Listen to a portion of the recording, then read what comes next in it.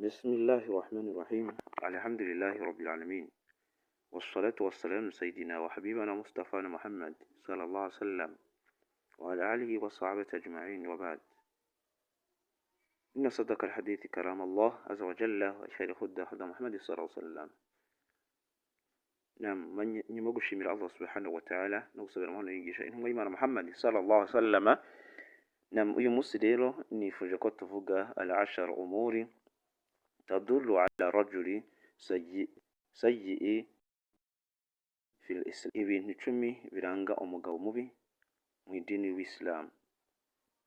Ese Islam ivuga iki kuri ibi?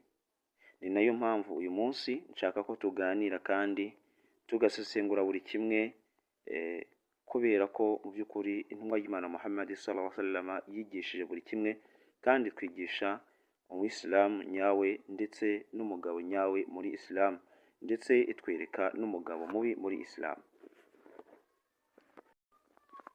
Niyo mpamvu rero uyu munsi ndavuga ibintu 10 biranga umugabo mubi muri Islam kandi buri wese nizere ko ari buze kubona ifaida. Ar-rajulu ladhi yatruka as-salatu wala yastahyi min rabbih. Baratubwira bati icyambere duheraho mu by'ukuri kutubaha Imana no kudasenga. Ar-rajul ladhi yatruku as-salah, umugabo wirengagije isengesho, umugabo udasenga, udafata umwanya wo gusenga no gusaba Imana, ni ikimenyetso cy'ubi no kutagira umutima wubaha Allah subhanahu wa ta'ala. Ibi ngibi tugomba kubishingira kubera ko inna salata kanat 'ala al-mu'minina kitaban mawquta, kubera ko Allah yashizeho isengesho kumwemera Imana. Nayo mpamvu intumwa y'Imana Muhammad sallallahu alaihi wasallam avuga ati ikintu cya mbere umuntu azabazwa ku munsi w'imperuka ni as-salah. Nyuma yuko umugaragu w'Imana amaze kuvuga shahadatu alla ilaha illallah muhammadur rasulullah, icya mbere ni salah. Bivuze ngo umugabo muri Islam ni umugabo udasari, udahagarika amasengesho atanu ku munsi. وقال ابن القيم رحمه الله الصلاة صلة بين العبد وربه فمن قطعها فقد قطع عن الله. Ibn al-Qayyim aratubwira ati mu by'ukuri sala ihuza hagati y'umugaragu n'Imana Allah subhanahu wa ta'ala. Uyisiga akayireka aba yitandukanyije n'Imana Allah subhanahu wa ta'ala. Ni nayo mpamvu isala muri Islam ifata umwanya munini cyane kandi igahabwa n'agaciro. Ni nayo mpamvu umuntu wirengagije isengesho uwo nguwo fakade kafara abarwa nk'umukafiri.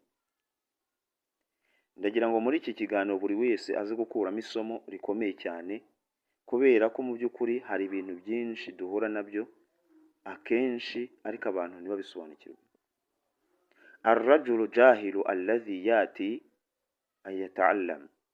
Ikintu cya kabiri kiranga umugabo mubi cyangwa se umugabo udafite agaciro abamenyi bavuze cyangwa se basobanuye ni umugabo kudashaka ubumenyi no kutamenya Imana no kudasobanukirwa amategeko ya Islam.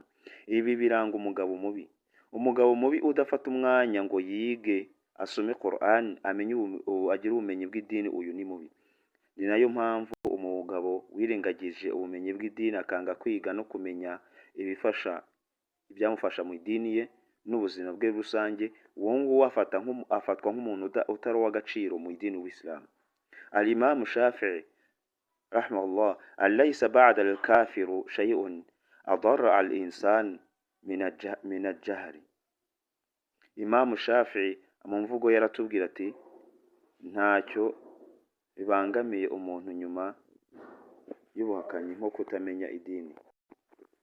Iyi mvugo ya Imam Shafi'i ifite agaciro cyane kubera ko kudasobanukirwa no kutamenya ubumenyi bw'idini, ibi ngibi nibyo bisanga kenshi bitujyana mu nzira mbi yo kudaha ubumenyi ndetse no kudaha uburere abo duhagarariye, kubera ko Allah umugabo yamugize qawamun, agomba kuba umuhagararizi kandi agahagarara nk'umugabo koko, agafata ibyemezo mu rugo bigendeye ku Mana n'intumwa yayo.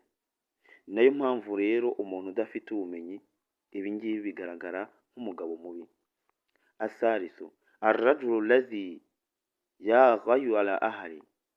Mu by'ukuri kudashaka kurinda umuryango. Umugabo utagira ishyari ryiza ku muryango we ngo abashe kuwurinda ndetse no kurinda abagize umuryango we igihe bajya mu ngeso mbi no gusuzugurwa. Ibi ngibi mu by'ukuri bifatwa nk'aho ari duyufu, umugabo w'inganzwa. Mu by'ukuri kudashaka kurinda umuryango wawe bifatwa nk'aho uri umuntu mubi ndetse n'ubuganzwa. Wakan ibn Taymi aragira ati al-ghayra saffatu karima, ati wa man la ghayra lahu fahuwa duyuf. Ati mu by'ukuri ishyari ryiza n'imico y'agaciro, naho utagira ishyari umuryango we uwo nguwo aba ari inganzwa, aba ari duyufu. Bivuze ngo ntabwo bikwiye ko umugabo abiwe bakora amakosa cyangwa se bajya mu ngeso mbi kandi ari we ubahagarariye, agomba kubaha umurongo w'idini, kwirengagiza idini no kureka amategeko y'idini. Ni nayo mpamvu mu by'ukuri umugabo mubi nutabasha kurinda umuryango we. Umuryango ni ikintu gikomeye cyane kubera ko umuryango washizwe na Allah subhanahu wa ta'ala. Kurinda umuryango ni ukuwuha amategeko agendeye kuri Qur'an na Sunna z'intumwa y'Imana Muhammad sallallahu alaihi wasallam. Igihe mu muryango abantu bashaka kwigira akari akajyaye, badashaka kubahiriza amategeko y'Imana, icyo gihe umugabo afite inshingano zo kubashyira ku murongo. Ikindi tuvuga kiranga umugabo mubi ni umugabo arrajulu kaziba allazi yakhunu al-amana, kubeshya no kutagira ukuri, kudaha umuryango ukuri. Umugabo mubi ni umubeshyi kandi udakomeza ijambo rye, ntabwo ari mwiza. Imam Hassan al-Basri aratubwira ati al-munafiqi ya'rifu bi thalatha al-kadhiba wal-khayana wal-khiyana wal-ghadar. Aravuga ati ubuswa ku Mana cyangwa se umuntu w'umuswa cyane ku Mana agaragarira mu bintu bitatu: kubeshya no guhemuka ndetse no kubura ubudahemuka. Ibi ngibi bigaragaza umuntu mubi. Umuryango ni ikintu gikomeye cyane, niyo mpamvu iyo umugabo abaye mubi mu muryango ibintu birangirika. Iyo umugabo agize ukuri kwinshi mu rugo, akenshi ibintu biba bibazo, ariko ni inshingano Allah yamuhaye. Ubutindi n'ubusambo, mu gihe tugezemo usanga abagabo benshi bagira ubusambo. Ar-rajulu bakhila allazi yamna'u haqqa ahli, umugabo w'umusambo wima umuryango ibyo agomba kubona nk'amafunguro. Ibi ngibi bifatwa nk'ubusambo kandi afite ubushobozi. Ibn Imam al-Qayyim al-bahru biyafsida al-mar'a wa yaqta'a al-mawlud. Ati mu by'ukuri umutindi cyangwa ubutindi bw'umugabo umuntu mubi buhanura ubutwari kandi bukica urukundo. Bivuze ngo mu nshingano umugabo afite guha umuryango ukuri kwe. Niyo mpamvu umugabo rero ushaka kurya umuryango, adashaka gutunga umuryango, uwo nguwo afatwa nk'umuntu mubi mu idini w'Isilamu.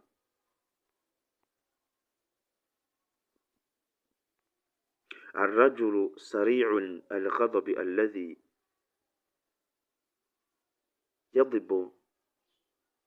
yadbidu nafsahu. Mu by'ukuri Allah subhanahu wa ta'ala yagaragaje icyo umugabo akwiye kuba cyo igihe ari mu rugo, ndetse n'uburyo agomba guha umurongo w'idini agendeye ku Mana n'intumwa yayo. Ntabwo bikwiye ko mu by'ukuri umugabo areka abiwe bagakora amakosa kandi abibona. Icyo gihe uba ugaragaje nk'umugabo w'inganzwa kandi udashoboye. Nanone kujya mu ngeso mbi, ar-rajulu al-fasiq allazi yattabi'u shahawati, umugabo ugendera ku marangamutima ye cyangwa se ujya mu ngeso mbi z'ubusambanyi ndetse n'ibindi, no kunywa inzoga n'urusimbi. Ibi byose bibazwa nk'umuntu mubi. Ad-duyufu mu by'ukuri intumwa y'Imana Muhammad sallallahu alaihi wasallam ifite ibyo yavuze kuri Ibn Abbas nk'uko yabivuze. Az-zunubu tawrasi az-zal wal ma'asi tajribu hawan. Ibn Abbas ati ibyaha bitera umuntu kuba ikivume kandi amakosa amuzanira ishyano. Bivuze ko mu by'ukuri umugabo mwiza agomba guharanira icyubahiro cy'umuryango, akirinda ingeso mbi z'uburara n'izindi, kutagira umutima woroheje. Ar-rajulu qasi al-qalbi alladhi la yarham. Umugabo utagira impuhwe, umutima we ukaba ukomeye, ntashobora kuba mwiza. Imam Malik ati ma duriba qalbun bu'ubatin al-'azama min al-fusuq. Nta gihano gikomeye umuntu yagira nko kugira umutima ukomeye. Kwiyemera no kwishira hejuru. Ar-rajulu al-mukabbir alladhi yahtaqiru an-nas. Umugabo wirata wumva ko ari hejuru y'abandi kandi agasebya abandi, ntabwo ari mwiza na gato. Qala al-Fadil ibn Iyad al-kabir an tara fasaka afdalu min ghayrik. Ati kwiyemera ni ukumva ko uri hejuru y'abandi. Ikintu cyo kwiyemera no gushaka kuba mu buzima butari ubwawe. Abagabo benshi bajya mu ngeso mbi zo gushaka indonke ndetse no kujya muri riba kubera ko bashaka kwereka abandi ko hari urwego bagezeho. Ibi ngibi bikabarwa nka mutakabbir yahtariqu an-nas. Ibintu byo kwigira umuntu uri hejuru ntabwo bikwiye kumwemeramana mu Islam. Umuntu agomba kunyurwa n'ubuzima abayeho. Mu by'ukuri kudafasha abandi no kutagira ubwitange. Ar-rajulu alladhi yu'inu an-nas wa la yakhdim ahli. Umugabo utita ku bandi, udafasha bagenzi be, umuryango we ndetse n'abandi byose, ni ikimenyetso cy'umugabo mubi. Imvugo y'abamenyi al-mu'min ya'rifu wa ya'lif wa la khayra faminhum la ya'rifu wa la yu'lafu. Umwizerwa yibanira neza kandi akabana neza n'abandi, naho utabana neza n'abandi nta kamaro ke. Ibi byose bigaragaza ko umugabo mubi atabana n'abandi neza cyangwa se adafasha abandi. Agomba gufasha abandi mu buzima bwe ndetse no kubagirira impuhwe, yaba umuryango we ndetse n'abandi bari hafi ye. Ibi ni ibintu 10 mu by'ukuri biranga umugabo mubi muri Islam. Islam yagiye twigisha byinshi, ariko se wowe uri ku ruhe ruhande? Abagabo benshi bajya mu nzoga, mu busambanyi n'ibindi, no gushaka indonke ndetse no kutabizerwa. Ibi byose bigaragaza nk'ububi. Ni nayo mpamvu muri iki kiganiro navugaga ibintu 10 biranga umugabo mubi.